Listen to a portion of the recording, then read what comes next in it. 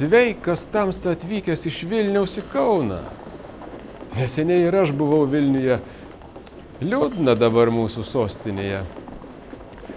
Gerai, kad pats gyveni ten. Saugai mūsų tautos dvasią. Ačiū už gerą žodį ir padrąsinimą. O kaip pačiam sekasi? Dabar rašau Lietuvai apie jos konstitucinę teisę, valstybingumo pagrindus. Šaunu tamsta. Lietuvai reikia žinoti apie tautinius teisinės valstybės pagrindus.